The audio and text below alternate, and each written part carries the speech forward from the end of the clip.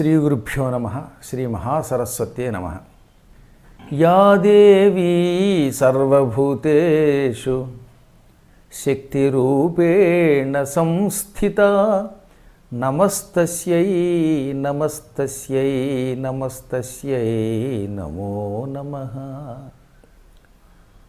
సకల శుభములు ఈ కనుమ నాడు మీ అందరికీ కూడా కలుగుగాక అని అనేక మంగళాశాసనాలు చేస్తున్నాం. కనుమ ప్రత్యేకించి కర్షకుల పండుగ. అసలు ఈ మకర సంక్రమణమే 3 దినముల యొక్క పండుగ. భోగి, సంక్రాంతి, కనుమ. కనుమకి కర్షకులకి పెద్ద తేడా లేదు.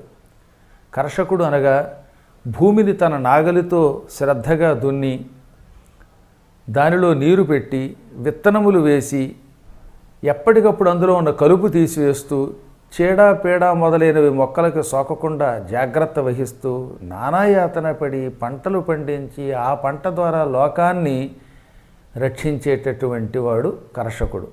అటువంటి కర్షకులకు బ్రహ్మానందం కలిగించేటటువంటి పండుగగా దీనిని బ్రహ్మదేవుడు విధించాడు. అందుకే ఈ పండుగ నాడు తప్పనిసరిగా చేయవలసిన కొన్ని పనులు ఉన్నాయి. ఒకటి, శరీరము అందరికీ తపస్సునకు సాధ్యం కానిది. అనగా కొందరు జపం చేయగలరు, కొంతమంది పాండిత్యంతో భగవంతుణ్ణి సంస్కృత శ్లోకాలతో మంత్రాలతో స్తోత్రం చేసి మెప్పించగలరు.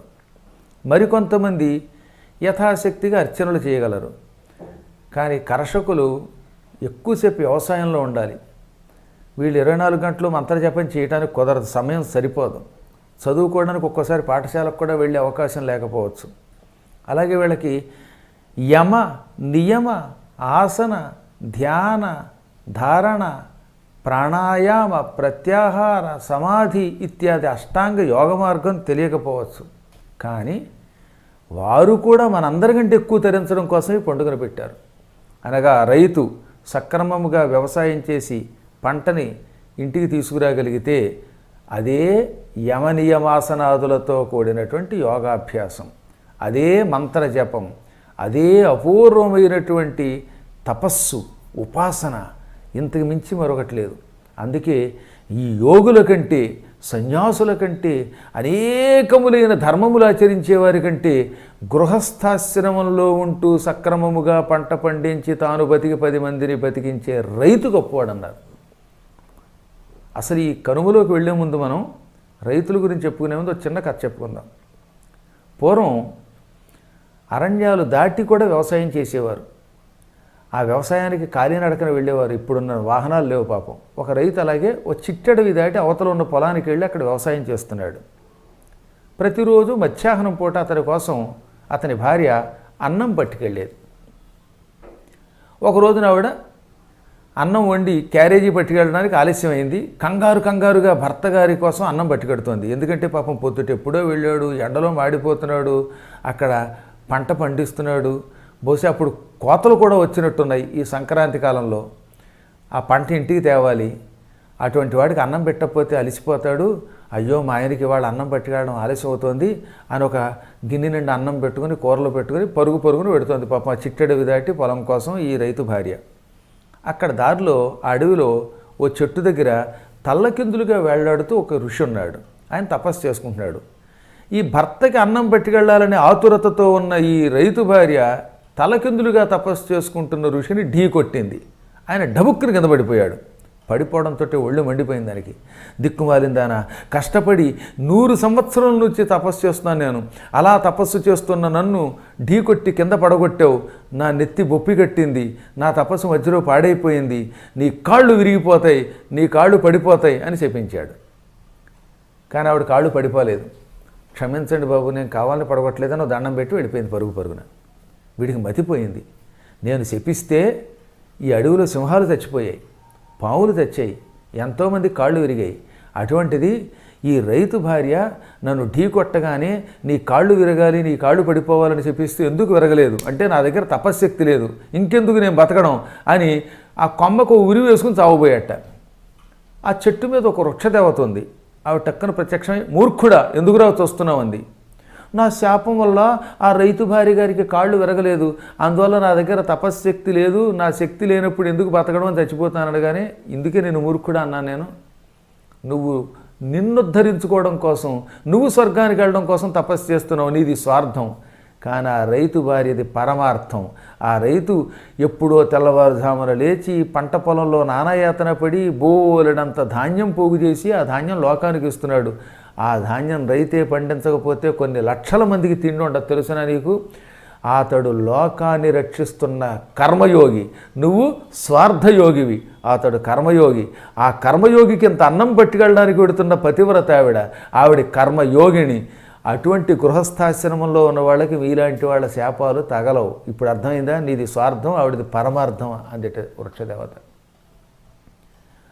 వెంటనే యోగికి మతిపోయింది. అప్పుడు అర్థమైంది, ఓహో, నానా యాతన పడి జపం తపం చేసేవారి కంటే సరి అయిన మార్గంలో, ధర్మ మార్గంలో, మళ్ళీ అధర్మ మార్గంలో కాదు, ధర్మ మార్గంలో పంట పండించి తమ పనులు తాము చేసే రైతులు గొప్పవాళ్ళు అని. ఆ వెంటనే రైతుల్ని పూజించడం మొదలుపెట్టాడు ఆ దినమునాడు. అదే ఈ కనుమ. ఈ విధంగా కనుమ ఎప్పుడో ఒకప్పుడు ఒక యోగి రైతు భార్యని రైతుని పూజించడం ద్వారా ఆరంభమైంది.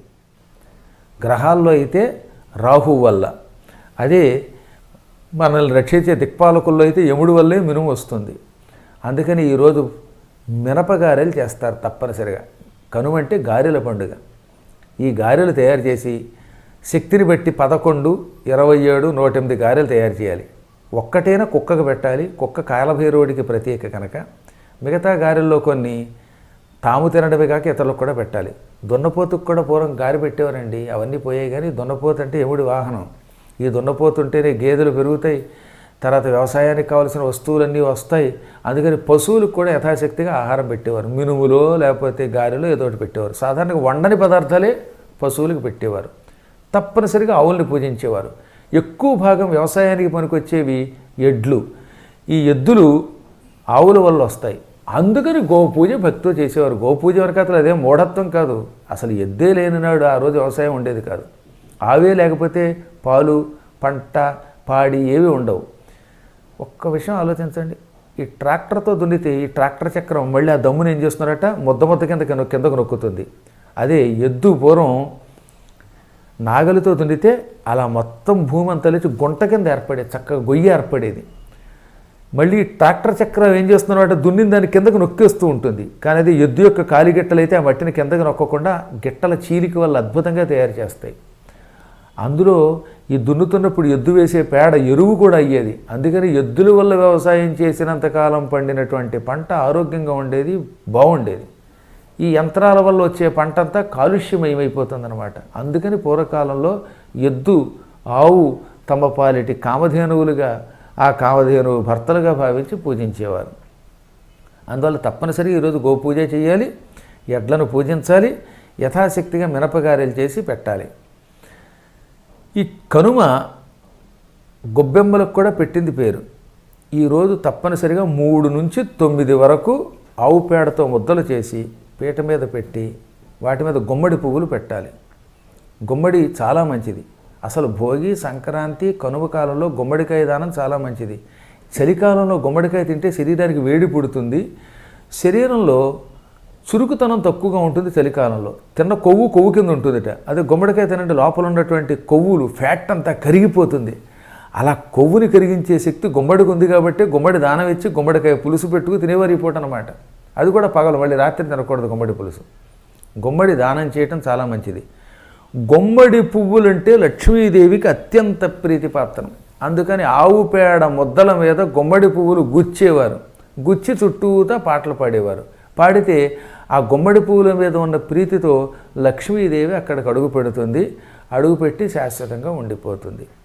ఇక సాయంత్రం పూట ఈ పూట పప్పు, బెల్లము, మరవరాలు, పూరకాలు, అటుకులని కూడా చెప్పారు. పృథుక తండులములు అంటే అటుకులు. అటుకుల స్థానంలో ఇప్పుడు మరవరాలు వచ్చాయి. ఇటువంటి వాటిని పిల్లలకి పంచిపెట్టాలి. పిల్లలంతా తిరగాలి. రైతులంతా కలిసి రకరకాల గానములు చేసుకునేవారు. ఆనందం కోసం సాయంత్రం పూట భగవత్ కథలు వినాలి. కనుమ నాడు గారెలు యముడికి నివేదన చేసి తాము తిని సాయంత్రం వేళ యముడికి సంబంధించిన కథలు శ్రద్ధతో వింటే అపమృత్యు భయం నాస్తి. అపమృత్యు ఉండదు, అంటే అకాలంలో మరణం రాదు. అది కూడా సాయంత్రం వినాలట. మహానుభావులైన పౌరాణికుల్ని పిలిపించుకుని యముడి పుట్టుక, యముడి ఏ ఏ పాపాత్ములకి ఏ ఏ శిక్షలు విధిస్తాడు, ఈ కథలు వినేవారు. అసలు ఎప్పుడూ భగవత్కథలు వినాల్సిందే కదా. పండుగలు ప్రధానంగా సాయంత్రం వేళ హరికథలు వినడం కోసం ఏర్పాటు చేశారు. ఉత్తర రోజుల్లో హడావిడిగా తిరిగేవాళ్ళు కూడా ఈ రోజన్నా కాసేపు కూర్చొని భగవత్కథలు వినాలన్నమాట. బహవో ధర్మాః కలౌ ధర్మస్తు కేవలం పురాణశ్రవణాదన్యో విద్యతే నాపరో నృణాం. కృతయుగంలో మానవులు ధరించడానికి చాలా ధర్మాలు ఉన్నాయి.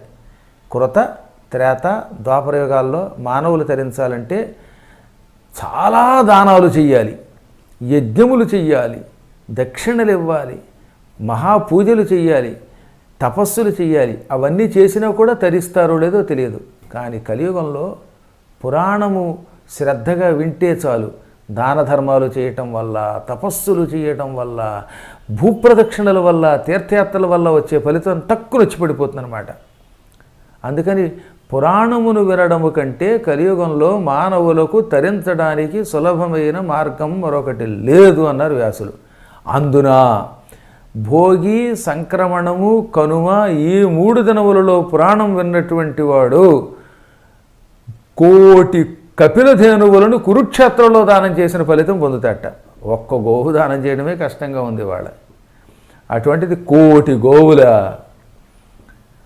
పట్టుమని 10 ఆవులు గుమ్మ ముందు నిలబడితే 5 నిమిషాలు మనం నిలబడలేము. వాటిని అదుపులో పెట్టడం కష్టం. అటువంటిది ఒక్కసారి ఆలోచించండి, కోటి ఆవుల్ని నిలబెట్టాలంటే ఎంత స్థలం కావాలి, అంత స్థలంలో వాటిని అదుపులో పెట్టడానికి ఎంతమంది పనివాళ్ళు కావాలి, అసలు ఎంత ధనం కావాలి. అందువల్ల కలియుగంలో కోటి గోవులు దానం చేయటం అసంభవం కింద లెక్క. కానీ కనుమనాడు సాయం సంధ్య అయ్యాక శ్రద్ధతో పురాణమును విన్నట్టయితే, యముడి కథ విన్నట్టయితే కోటి గోవులు దానం చేసిన ఫలితం వస్తుంది. మళ్ళీ ఆ గోవులు కూడా తెల్లావులు కదట, కపిల గోవులు, కాస్త నల్లగా ఉంటాయి చూసారా, అటువంటి ఆవుల్ని దానం చేయటం వల్ల వచ్చే ఫలితం వస్తుంది. ఆవుల్లో కపిల గోవు చాలా గొప్పది. మళ్ళీ అక్కడెక్కడ కాదు, ఏ హైదరాబాదులోనో దానం చేయటం వల్ల వచ్చే ఫలితం కంటే కాశీక్షేత్రంలో చేస్తే ఫలితం ఎక్కువ. అందున కురుక్షేత్రంలో చేస్తే ఇంకా ఎక్కువ ఫలితం వస్తుంది. కురుక్షేత్రంలో కోటి గోవులను దానం చేయడం వల్ల వచ్చే ఫలితం ఒక్క కనుమనాడు పురాణమును శ్రద్ధగా వింటే వస్తుంది. ఈ పూట తప్పనిసరిగా గురువుల యొక్క పాదాలకి స్పర్శ చేయాలి. అంటే వాళ్ళ కాళ్ళు పట్టుకుని వాళ్ళ చుట్టూ ప్రదక్షిణ చేయండి అన్నారు. గురు దంపతుల పూజ త్రిమూర్తుల పూజతో సమానం. అందుకని ఈ కనుమ కథని వేదవ్యాసుల వారు భవిష్య పురాణంలో వివరిస్తూ, గురోరన్యన్న విద్యతే, గురువు కంటే అన్యమైన దేవత లేడు, సకల దేవతలని పూజించడం వల్ల వచ్చే ఫలితం కేవలం గురువుగారిని పూజించి ఆయన చుట్టూ ప్రదక్షిణ చేయడం వల్ల పొందవచ్చును అన్నారు. తదనంతరం తల్లిదండ్రులకు కూడా ప్రదక్షిణ చేయాలి. అసలు వేరే దేవాలయానికి వెళ్ళక్కర్లేదు, తల్లిదండ్రులు పూజిస్తే అదే దేవాలయానికి వెళ్ళడంతో సమానమని శాస్త్రం చెబుతున్నది. అందువల్ల కనుమనాడు పూర్వం రైతులంతా తమ తల్లిదండ్రుల్ని అందున మధ్యాహ్నం పూట భోజనానికి ముందో వెనకో కుర్చీల్లో కూర్చోబెట్టి వాళ్ళ పాద పూజ చేసి వాళ్ళ చుట్టూ ప్రదక్షిణ చేసేవారు. వారికి ఎంత ఆహారం ఇష్టమైంది పెట్టేవారు. తల్లిదండ్రుల్ని భక్తితో పూజించడం వల్లే గణపతి ఆనాడు గణాధిపతి అయ్యాడు. కుమారస్వామి వారు మయూర వాహనం మీద భూమండలం చుట్టూ తిరిగి వచ్చేలోపు తల్లిదండ్రులు పార్వతీ పరమేశ్వరుల చుట్టూ 3 సార్లు తిరిగి గణపతి తెలివితేటలతో ఏమన్నాడు, తల్లిదండ్రుల పూజ భూప్రదక్షిణతో సమానం, అందువల్ల మీ చుట్టూ తిరిగాను, అందులో మీరు ఆది దంపతులు మీ చుట్టూ తిరగడం వల్ల భూప్రదక్షిణ చేసిన పుణ్యం వచ్చింది, నన్ను గణాధిపతిగా చెయ్యండి అన్నట్ట. అప్పుడు వాడు మెచ్చుకుని ఇది శాస్త్ర నియమం అన్నారు. ఆ శాస్త్రాన్ని ఈ కనుమనాడు తప్పక పాటించాలి. ఈ రోజున కాలభైరవుడు అనే పేరుతో శివుడు ఒక రూపంతో తిరుగుతాడు. శివుడు ఒకప్పుడు తన జటాజూటం నుంచి కాలభైరవుడిని సృష్టించాడు బ్రహ్మగారిని శిక్షించడం కోసం. ఆ కాలభైరవుడికి కూడా కనుమ చాలా ప్రీతిపాత్రమైనది. అందుకే ఉజ్జయిని వంటి దివ్యక్షేత్రాల్లో ఈరోజు కాలభైరవుడిని భక్తితో పూజిస్తారు కనుమనాడు. మనం కూడా ఇళ్లలో ఏం చేయాలి, మీకు ముందే చెప్పాను కదా, కనుమనాడు ఎలాగో గారెలు చేయాలని, ఈ గారెలు దండ అటు యముడికి చూపించి ఇంట్లో దేవతలకి నివేదన చేసి ఇతరులకి పెట్టాలి. తప్పనిసరిగా ఈరోజు కుక్కకి గారెలు పెట్టాలి. కాలభైరవుడు అప్పుడప్పుడు కుక్క రూపంలో తిరుగుతాడు. కుక్కలన్నీ కాలభైరవుడు అని కాసమా, కాలభైరవుడు కూడా కుక్క రూపంలో తిరుగుతాడు. అందుకని పూర్వకాలంలో కుక్కల్ని పూజించేవారు. పాపం వాటిని కూడా ఒక జీవుల కింద భావించి హింసించకుండా ఈరోజు కొన్ని గారెలు మెడలో వెయ్యాలి. మళ్ళీ దీనికి ఒక నియమం చెప్పారు. కొంతమంది కుక్కల మెడలో గారెలు దండేస్తారే, అది గొంతుకి చుట్టుకుపోయేలా ఉంటుంది. పాపం నాక్కోలేక తినలేక ఏడుస్తూ ఉంటే పక్క కుక్కలు వచ్చి వీటిని పిక్కు తింటాయి, అవి ఏడుస్తూ ఉంటాయి. అదేం పుణ్యం. కాబట్టి కిందకంటే వేళ్లాడేలా ఉంటే అప్పుడు మెడలో ఉన్న గారెల్ని అవి నోటితో కొరుక్కు తినగలుగుతాయి. దానికి ఓ గారె దక్కుతుంది, పక్క వాటికి దక్కుతాయి. ఏదైనా ఓ పని చేస్తే ఇతరులకు ఉపయోగపడేలా చేయాలన్నమాట. లేకపోతే ఉపయోగం ఉంది. ఇదో ఈ పూజల్లో ఇస్తారు తువ్వాలని. మండపారాధన కోసం వేసే తువ్వాలు ఎంత ఉంటుంది, గోచిగుడ్డ కొద్దిగా ఎక్కువను మానభంగానికి ఏమో తక్కువ అన్నట్టుగా ఉంటుంది. పీటకి సరిపోదు, ఆ గుడ్డ కట్టుకుంటే ప్రమాదం, అదేమో గరుగ్గా ఉంటుంది, ఒళ్ళంతా కందిపోతుంది. అలాంటి దిక్కుమాల గుడ్డలు కాకుండా వాసాంశిచ మహారహాణి, కట్టుకోవడానికి పనికొచ్చే మంచి వస్త్రములు ఇవ్వాలి. ఈరోజు తప్పనిసరిగా మహాత్ములకి పండితులకి ధరించడానికి పనికొచ్చే మంచి బట్టలు ఇవ్వండి. తదనంతరం భార్యాభర్తలు ఇద్దరూ కలిసి ఏదైనా ఒక ఆలయానికి వెళ్ళండి. పూర్వం భార్యాభర్తలు ఐకమత్యం అని ఒకటి ఉండేది, దాంతో ఉండేవారు. పతివ్రతలను కూడా ఉండేవారు. భర్త వెంట వెళ్ళే భార్యలు, భార్యల వెంట వెళ్ళే భర్తలు. కనీసం ఈ ఒక్కరోజైనా కలిసి మెలిసి ఆలయానికి వెళ్ళండి. సాయంకాలం వేళ చేసుకునే దర్శనం చాలా మంచిది. శివుడు ప్రదోషకాలంలో నందివాహనం మీద జగత్తంతా తిరుగుతాడు. మనం సాయం సంధ్యా సమయంలో గుడికి వెళ్ళామంటే ఆయన సంతోషిస్తాడు, మనల్ని అనుగ్రహిస్తాడు. ఇంతెందుకు, మార్కండేయుడి తల్లి కనుమనాడు సంధ్యా సమయంలో శివుడికి సహస్ర ఘటాభిషేకం చేసింది. కనుమనాడు 1000 కొండల నీళ్లతో శివుడికి అభిషేకం చేసింది. అది కూడా కొత్త కొండట.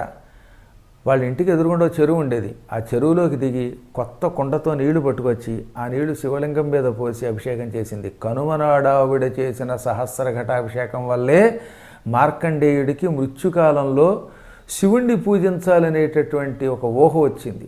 దానివల్లే మార్కండేయుడు కాశీ వెళ్ళి శివుణ్ణి పూజించి, కాశీకి ఒక 12-15 కిలోమీటర్ల దూరంలో ఉంటుంది మార్కండేయుడు తపస్సు చేసిన స్థలం.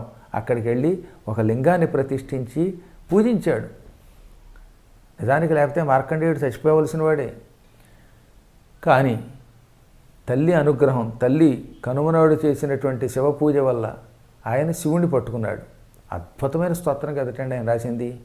చంద్రశేఖర చంద్రశేఖర చంద్రశేఖర పాహి మాం, చంద్రశేఖర చంద్రశేఖర చంద్రశేఖర రక్షమాం. ఈ స్తోత్రం ఆయనే రాశాడు. రాసి శివుని పట్టుకున్నాడు. దాంతో శివుడు యముణ్ణి ఎడమకాలుతో తన్ని కింద పారవేసి శూలంతో ఒక్క పోటు యముణ్ణి సంహరించి మార్కండేయుణ్ణి చిరజీవిని చేశాడు. కాబట్టి ఈ రోజున తప్పనిసరిగా శివుణ్ణి పూజించాలి. సువర్ణదానము, రజతదానము, వస్త్రదానము, ఈ 3 కనుమనాడు పూర్వం తప్పక చేసేవారు. బంగారం దానం చేస్తే ఉత్తమ జన్మ వస్తుంది, క్షయరోగం వంటి రోగాలు పోతాయి. ఎంతో అక్కర్ల తన శక్తిని బట్టి ఇంత అరగ్రాము, అది లేకపోతే ఒక చిన్న మెత్తు, కుదిరితే నీ శక్తిని బట్టి 1 గ్రాము 2 గ్రాములో ఎంతో కొంత ఈ రోజున మహానుభావులకి బంగారం దానం చేయాలి. దానివల్ల క్షయరోగి విముచ్యేత. కొంతమందికి భయంకరమైన క్షయరోగం ఉంటుంది, టీబీ పేషెంట్లు. అటువంటి వాళ్ళు కనుమనాడు కనుక బంగారమును దానము చేసుకోగలిగితే ఆ రోగం నుంచి 6 నెలలలో వాళ్ళు విముక్తులవుతారు. వాళ్ళు వేసుకున్న మందులు పనిచేస్తాయని చెప్పారు. ఔషధం సేవిస్తే కూడా పాప పరిహారం అవడం వల్ల పనిచేస్తుంది. వెండి దానం చేస్తే అటువంటి వాళ్ళు కుష్ఠరోగం నుంచి విముక్తి పొందుతారు. వస్త్రములు దానం చేస్తే అటువంటి వాళ్ళకి చర్మ వ్యాధులు తొలగుతాయి. చర్మవ్యాధి ఉందండి, మందు వేసినా తగ్గట్లేదు అంటే నీ పాపం పోలేదు కాబట్టి ఆ రోగం ఇంకా నిన్ను వదలలేదు. ఆ పాప ప్రాయశ్చిత్తం కనుమనాడు వస్త్రం దానం చేయటం వల్ల పోతుందన్నమాట. వస్త్రదానం వల్ల పాప ప్రాయశ్చిత్తం అవుతుంది, దానివల్ల చర్మరోగం తొలగుతుంది. వెండి దానం వల్ల కుష్ఠరోగం తొలగుతుంది. సువర్ణదానం వల్ల ఏమో క్షయరోగం తొలగుతుంది. ఈ దాన ధర్మాల వల్ల అనేకములైన లాభాలున్నాయి. పూర్వజన్మ కృతం పాపం వ్యాధి రూపేణ బాధతే. పూర్వజన్మలో చేసిన పాపమే ఈ జన్మలో వ్యాధి రూపంలో మనల్ని పట్టుకున్నది. దానికి శాంతి ఈ కనుమనాడు నేను చెప్పిన దానాలు చేయటం.